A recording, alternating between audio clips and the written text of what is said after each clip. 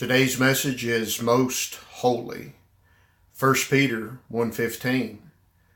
But as he which hath called you is holy, so be ye holy in all manner of conversation, because it is written, Be ye holy, for I am holy. How many times do we take God for granted? I'm talking about taking His purity and His holiness for granted. Our God is most holy, most pure, most glorious, most majestic. To think of God's holiness as trivial is a grave mistake. We must understand that He is holy, all that is pure, all that is righteous, and the most holy resides in the most holy place. We read in the Old Testament about Nadab and Abihu, the sons of the high priest.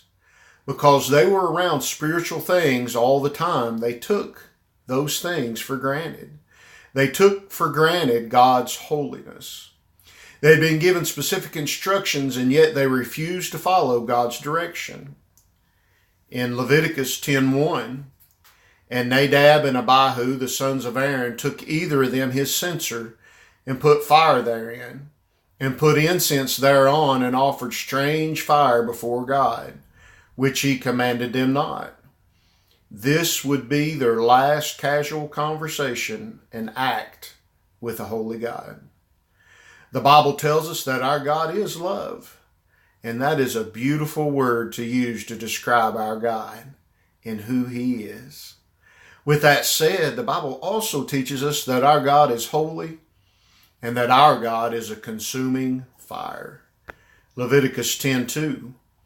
And there went out fire from the Lord and devoured them, and they died before the Lord.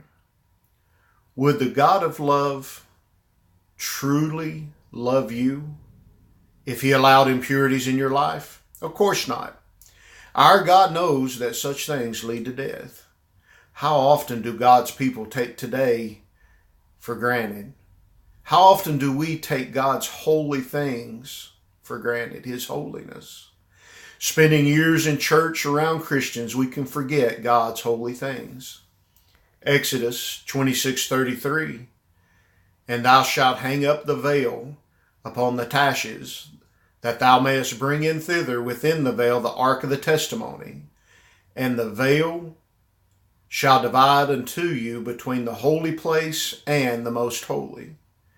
Even the disciples of Jesus had said, then who in the world can be saved? Here's what you do. Apply the blood of Jesus Christ. Don't take for granted the precious gift that has been given. For it is by the blood of Jesus that we are able to enter into the most holy place. Now here's your verse to take with you this morning. It is in Hebrews 10:19.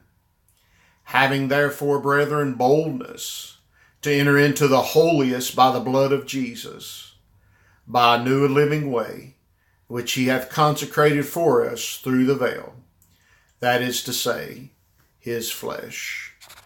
May God's grace be with you.